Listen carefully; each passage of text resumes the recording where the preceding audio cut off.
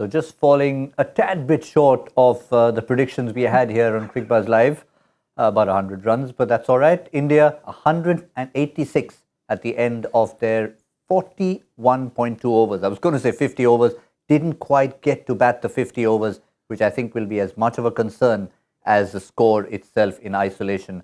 KL Rahul, the top scorer, the only player to get beyond 30 in the entire innings. Whether it's the surface, whether it's Bangladesh's discipline, some good bowling changes, we'll try and assess that all on Cricbuzz Live in the company of Joy Bhattacharjya and Dinesh Karthik. Joy, your first reaction to 186 versus 286?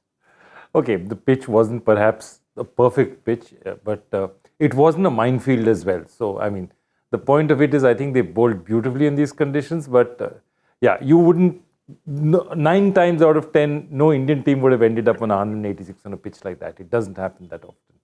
DK, even in the last 6 ODIs, we were having a look, 212 the average score batting first. To fall short of even that, which was not a great target to be, is possibly an area of concern. I wouldn't say it's an area of concern, but yes, today I think, obviously we can have a look at the batters, but more importantly, I think a lot of credit must be given to the Bangladeshi bowlers. The experience coming through with Shakib bowling those tight lines, keeping it on the stump as much as possible. We have to understand that Bangladesh, generally the wickets are slow. So when it's slow, shot making becomes that much more difficult, and using the pace of the ball, like for the sweeps and reverse sweeps, becomes even tougher. And that's one of the reasons that obviously we couldn't bat at the strike rate that we wanted. But what was interesting about this Bangladesh pitch was that it aided a bit of seam too. Throughout the batting, there was something in it for the fast bowlers. Even set batters couldn't take on the bowlers on the up. And when that happens, obviously batting gets a lot harder. But having said all that, is 186 a right score? No, definitely not. And I think Indian team would be rather disappointed with that total. Yeah, the Shakib wickets on the one hand, but the 5 wides conceded by Ibadat is an indication of just the kind of bounce they were extracting. No, absolutely. And I think they used it very well because, even Shreyas, you see what happened. And of course, too much is talked about Shreyas and the short ball, and perhaps is not more than is necessary. But they sort of managed to, because of getting that occasional ball that comes through, they pinned them back. And that's one of the things that once you're pinned, you're always, vulnerable when you're in the back foot, because you're not going forward with that much confidence with the ball flying off from the length, once in a while. And that's what it is. Once you're creating uncertainty, and both players created uncertainty in different ways. The paradoxical thing about it is, if you look at it as a fan, Shakib is most dangerous with his straighter balls when the pitch has a bit of turn. And it sounds paradoxical, but that's the truth, because then you don't know how to play him, because you're playing for the turn and you don't know whether it's going to turn or not. And his slide is so beautiful. So he just gets into your head after that. You're never sure. And I think that's, for me, this was more than a good innings or a bad innings. What you saw in the Indian batsman's head was uncertainty. Uncertainty about the bounce, uncertainty about the turn. And that really has reflected in their effort. And I guess you could look at Rohit Sharma's dismissal as summarizing what Joy just said, both sides of it. One was the uncertainty, the other was Shakib getting it sort of straight through the defenses of Rohit Sharma. You think of a turning pitch, this is nothing like that.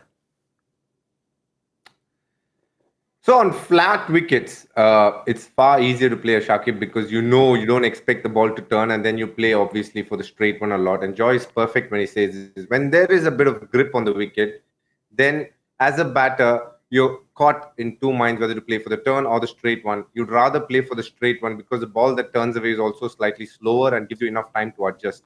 But on this occasion, a couple of batters got out playing for the turn because the wicket was sticky, and he got it in the bat pad gap. So, it's always a tricky one to play a Shakib on a turning wicket. For that matter, any left-arm spinner who doesn't overspin the ball and just releases what we call the side spin has always an advantage, because when he releases like this, the chances of it hitting the seam is obviously not as high. But what happens is, when it does hit the seam, it turns. If it hits the leather part of the ball, then it goes straight. And that is a natural occurrence for a bowler like Shakib Hassan. Yeah, I wonder if India's spinners will be able to get a little bit out of that. But I think the experience that he brings, almost 300 wickets now in ODI cricket, another 5 for him.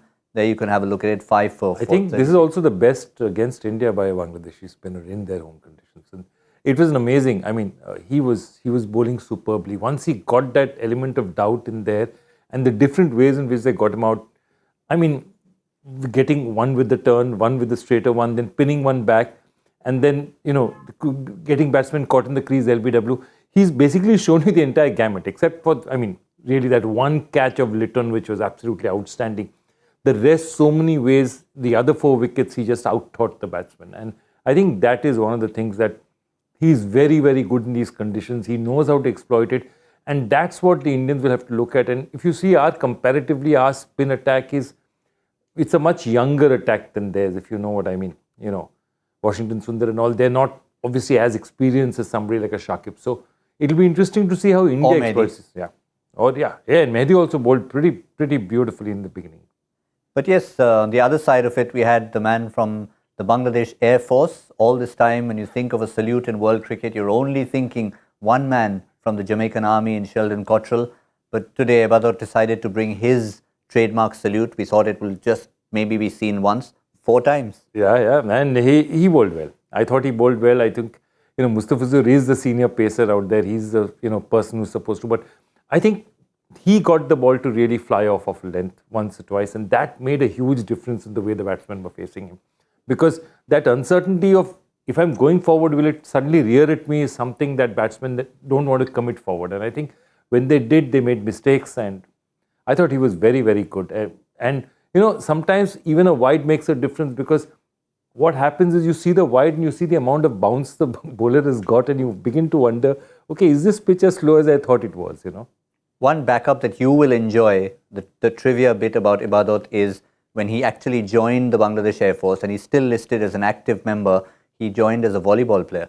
Absolutely. Brilliant. I must chase that up. Perhaps I can get him to come and play a match for us in our league. Wonderful.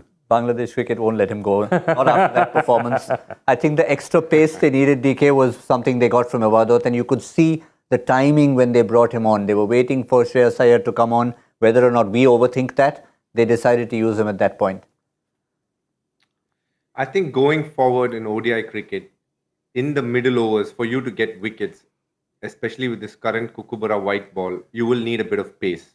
Or you have to work for reverse swing, which doesn't happen in all grounds. And with the 2 new balls in place at the start of each inning, it makes it that much tougher because it doesn't scruff up as much. So you need a bit of pace to hustle batsmen up. And that's how they used him, irrespective of whether Shreyas Iyer was there, anybody else at there. Ibadat would have tried and done that. Rough them up with a little bit of short balls, and then obviously bowl the fuller one.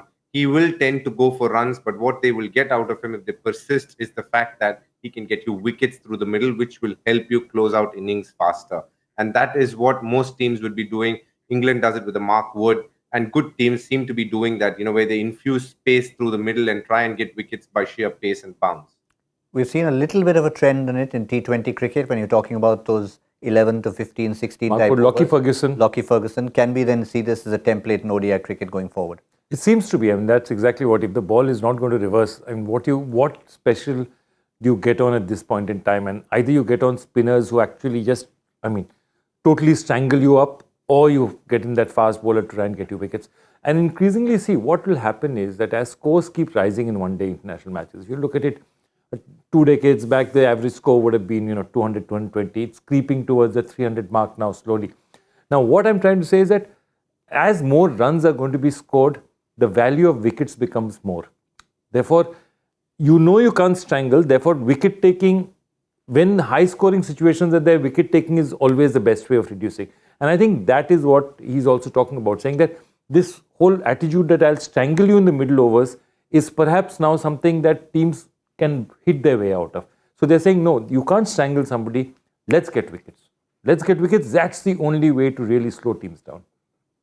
Yeah, but it was a discussion that we've had from time to time about the man who was keeping KL Rahul company for a while in Shreyas Iyer, who's obviously wanting to hold on to that number 4 spot because from all our analysis we've been having a look at, 1, 2, 3, 5 seem taken, 6 and 7 already gone when Hardik Pandya and Ravindra Jadeja play. So really 4, the only one up for grabs.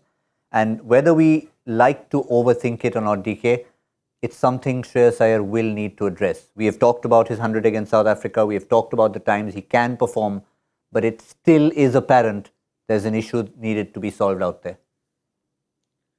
I mean, look, every time he fails playing a pull shot, I think we're going to come back to the drawing board and say, has he improved? Has he gotten past that? I think we need to see it over a landscape of a few matches. Then we will get a fair idea. I think in the 3 ODIs that they played, in 2 ODIs that they played in New Zealand, he came out successful. Whereas in the T20s, he didn't.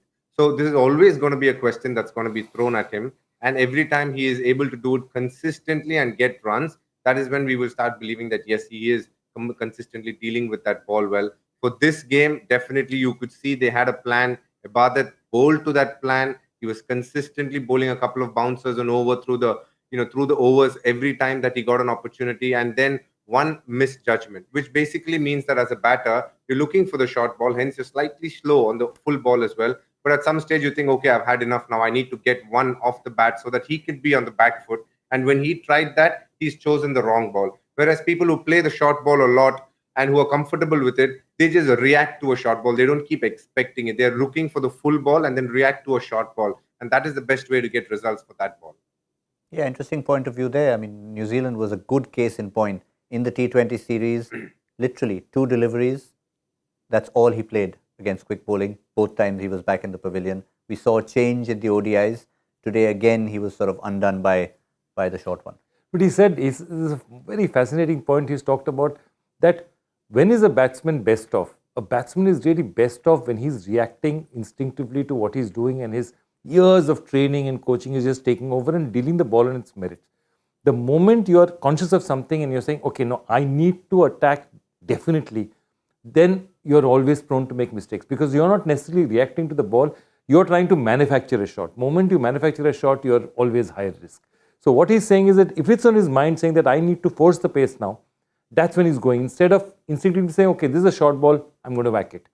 Which is, he's not even thinking that. If you're basically, your instincts take over and you hit it. And that's not what's happening with him. And I think that's perhaps the point he's alluding to. And it's interesting.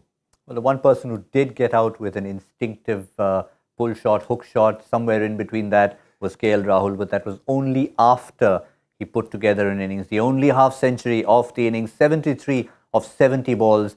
He looked like he had an opportunity to bat till the 50th over, but it wasn't to be. Initial circumspect, and then when that wicket came, he must have been frustrated because there was 100 there for the taking. There was 100 there, it was enough, and if he was there at one end, perhaps other batsmen could have taken less risks, just played it on.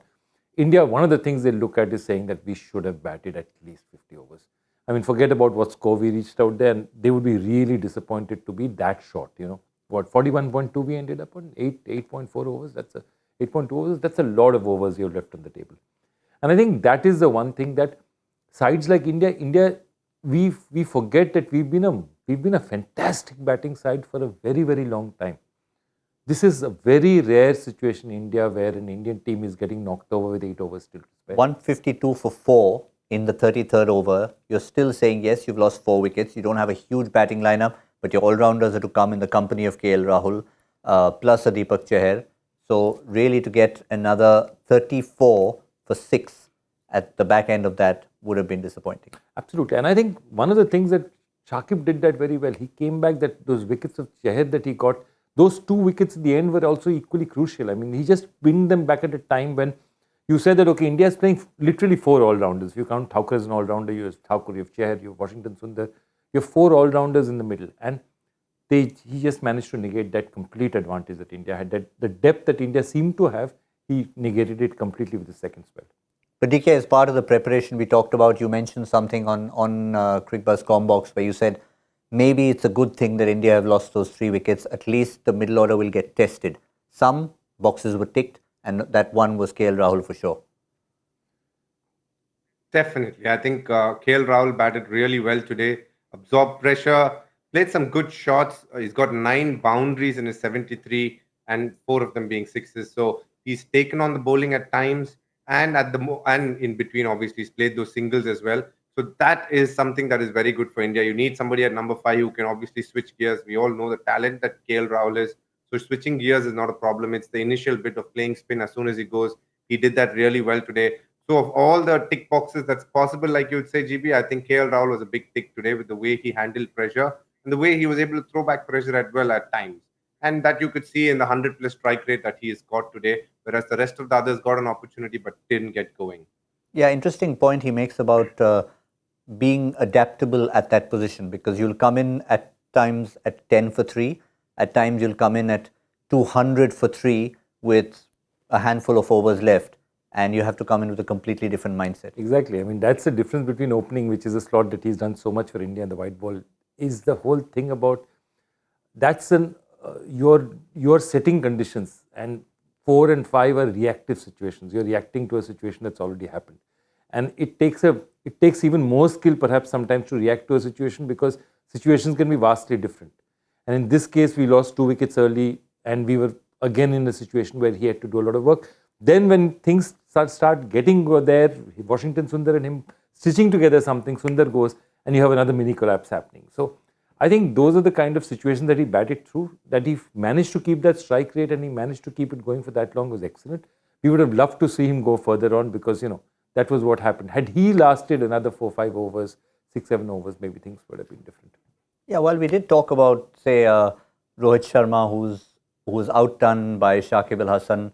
Virat Kohli were an outstanding piece of fielding from Liton Das, but at least 2 dismissals in the Indian innings came to reverse sweeps, which at least to the layperson didn't appear that it was the perfect time to play it. You can think of an unorthodox shot, DK, when you know you're playing the reverse sweep and there's no fielder somewhere and you're basically playing it away. It's a safe shot. But Washington Sundar played it straight to a fielder. Shikhar Dhawan played it at a time in the innings when maybe it was too early to play it. I beg to differ a little bit on that. I feel the shot option wasn't great, and I say that not because it's a reverse sweep, because on that wicket it's a little slow. Reverse sweeps and lap scoops come out very well when there is a little bit more pace on the wicket, so on the pitch rather, so you can use that and you can get it over the fielder. Very rarely will you find in a white ball format for you not to have a fielder there. You have to take that chance and try to hit it to the left or right, or at times over the fielder. That's how you need to play the reverse sweep. But in this occasion, what happened was, because there is lack of pace on the ball, they weren't able to get enough power on it when it came to a Washington Sundar. And the same thing happened to the Shikhar Dhawan as well. The only thing being, he couldn't connect the ball at all. It just ballooned off his glove. So that is the problem when you play it on slightly slower wickets. And if the bowler is also slow, if you have a slightly fast spinner like, say, a Rashid Khan, then it's an easier shot. You can use the pace of what he is giving you. Whereas Shakib and Mehdi bowl much slower through the air. So if the pitch doesn't give you enough speed on it, it'll be a very hard shot to obviously try and get runs off it. Yeah, it's a good point that he makes. In a sense that I was just putting it out there, and you see maybe in certain formats of the game you could have empty pockets, but you will have fielders there for that, as DK pointed out rightly. So it was just a matter of maybe playing the surface as opposed to playing the field, and if it's your strength, you should use it. No, you have to. Because the way he's bowling, if that length that he's trying to slant it into you, where are you going to go? They're also looking at fields and looking at places where you can get safe runs. So it's a shot that will give you runs. If you beat that folder, it's a certain 4. Either way, over, above him, both sides of him, you can get a certain 4. So it's a shot worth taking. Perhaps the timing, the execution, all those are factors. Because the point of it is, and also when Shikhar is taking him on, maybe it's early, but also early on you want to set your impression on the field. If you hit a couple of reverse sweeps and you force that fielder back, somebody else comes in, some other gap opens up in the field. So it's all a chess game as well. You're also trying to force the bowler to make changes to his field by hitting it in positions that he doesn't have fielders and forcing him to move fielders around. So I think that's where early up, I think it was Shikhar might have been wanting to just see things around. By the time Washington Sundar, I think it was a poor shot in the circumstances that he played it in. I mean, Shikhar definitely was trying to maneuver the field around, trying to change what Shakib's angle of attack to him was. Now we've looked at the individuals, the pluses, the minuses, the Bangladesh bowling, India's batting, not batting the 50 overs. At the moment, all that is history. It doesn't really matter. It's going to be the Bangladesh batsmen out there, and India with only one task at hand to defend a total which is not quite up to par. They've done it in the past in Bangladesh. The question is, can they do it on this particular surface? Is there enough in it for the likes of, say, Washington Sundar and company to take advantage of, and the pacers, DK? Can this total be defended? I think it'll be very hard. And I say that because the pressure on a batting team when they're chasing 186 is much lesser.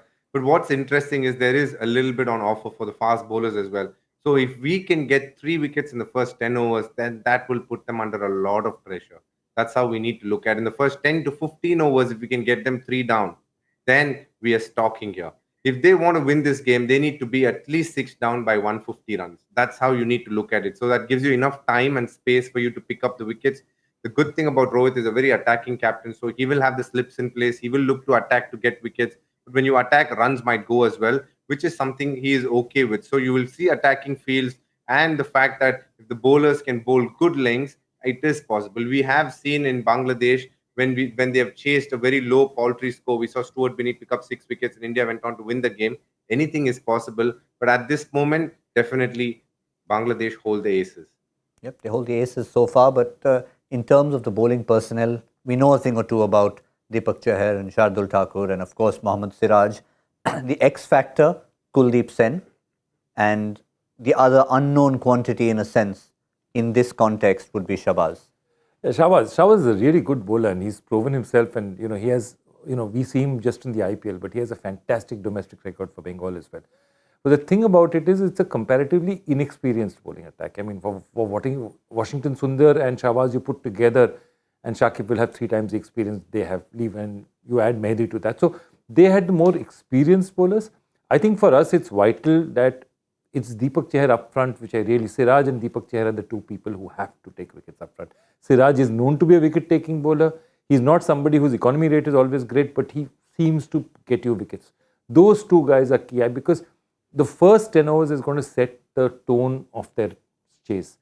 And if we can somehow, as I said, get inroads in, as DK was saying, up front, that's the only time that they'll start panicking a bit. If we don't get those early wickets, we are not going to be able to defend a total like this. We have to take wickets. You've got to skittle the opposition out. Yeah, Siraj, remember, player of the series when we were just trying to see who it would be when we were here on Cricbuzz Live between India and South Africa, and we were delighted that it was indeed going to a bowler. But DK, give us your insight into what we can expect from Shahbaz.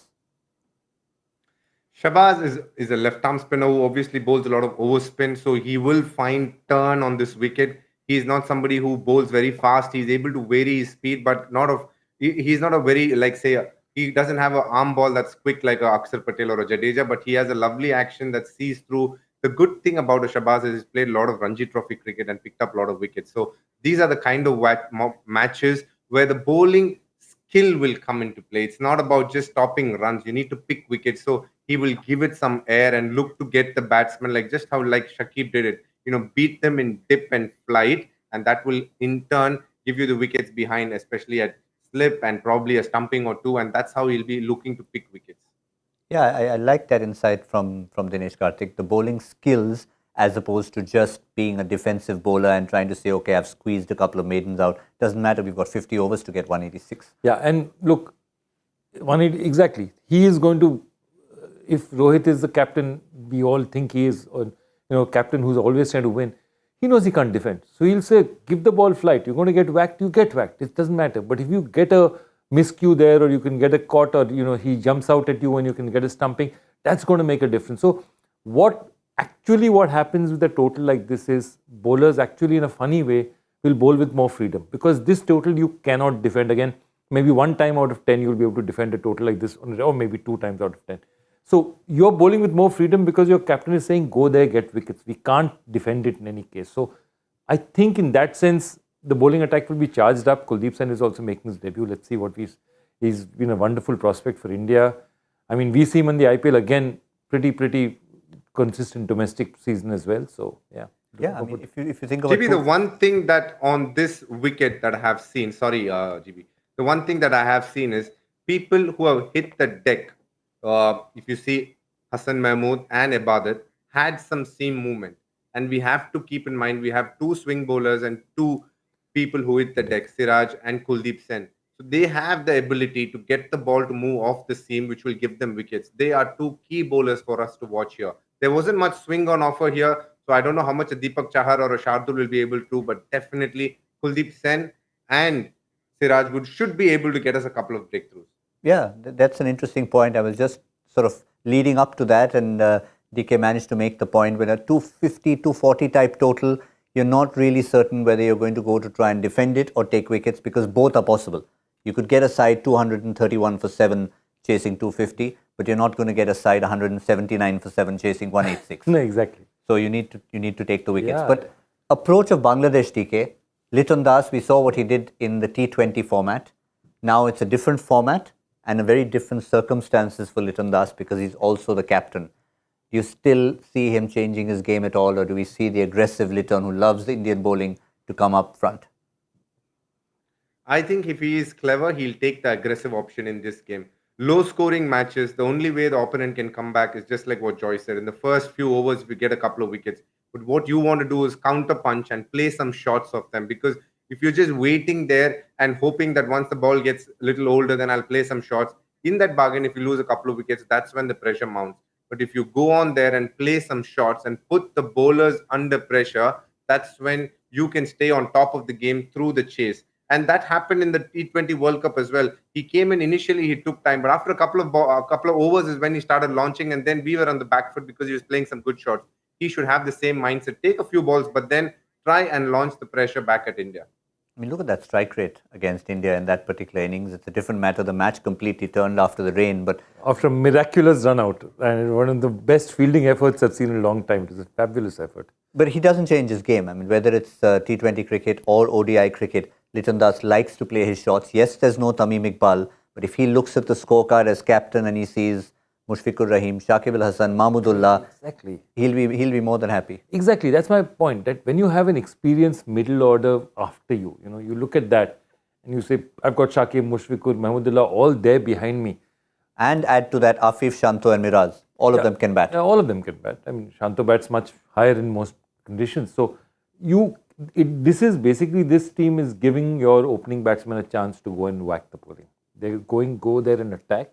If a couple of wickets, early wickets fall, if wickets fall, there are experienced hands to see it through. And that is one thing that I'll say about this thing. Shakib is a master of playing the situations. I mean, there are two things they talk about why he's one of the leading all-rounders in the world. One is understanding where to bowl and when to bowl. Also understanding what his capacities are as a batsman. And for chases, which are small chases, most of it's done here. Because it's not just physical ability that gets you there, it's cool thinking, saying, I'll take these many risks, I won't take risks against him. I have that opportunity to sort of almost plan my innings. So they have very experienced. Mahmudullah and Shakib are two of the, and Mushfiqur, of course. So they have that ability in the middle order, which means that the guys in the top order have the license to hit, as we say, Well, we've put all the cards on the table as far as this match is concerned. A subpar total for India, 186. It means that India have to pick up the 10 wickets. Bangladesh will know it's an opportunity to go one up in this 3-match series before the 2 tests come. The real question is, with the cards on the table, as DK said at the start of the show, Bangladesh have the aces. Can India pull up or pull out a couple of aces from their own sleeves? We'll wait and see. 15th over will be a very good point to assess if Bangladesh have gone hard or if India have picked up 3 wickets. Don't miss Cricbuzz Combox on that. Why don't we, in fact, before we wrap the show, since we were, 100 runs away or more, why don't we get a fresh set of predictions done for power play score for Bangladesh? 15 over mark. I would say 71. 71? Comparatively conservative. Comparatively conservative. 4.5. 65. 55. 55. 65. 65. 65, okay. 71, 65. Ugh. They come hard, lose a few wickets, somewhere in between. Why not? I'll make merry. Let me go 80. Let me go 80 and see if they can get that. Could easily be 80 for 4, mind you. I know the Bangladesh visa you're going after. I know the Bangladesh visa you're going that after. was coming. The last time he made a comment, they didn't give him a visa for a long time. So this time he's very careful about his comments about Bangladesh. When is their next home series? Let's go. Let's find out. I haven't looked at the cricketing calendar, but yeah, 80 doesn't mean anything. It could be 80 for 4, in which case DK is still talking about consistently picking wickets. And if that can happen, India will be in with a chance. Keep a lookout for the wickets column. Keep a lookout for Cricbuzz Combox. That's where we'll be at the 15 over mark. Thank you, Joy. Thank you, DK. We'll see all of you. Thank you for joining us on Cricbuzz Live.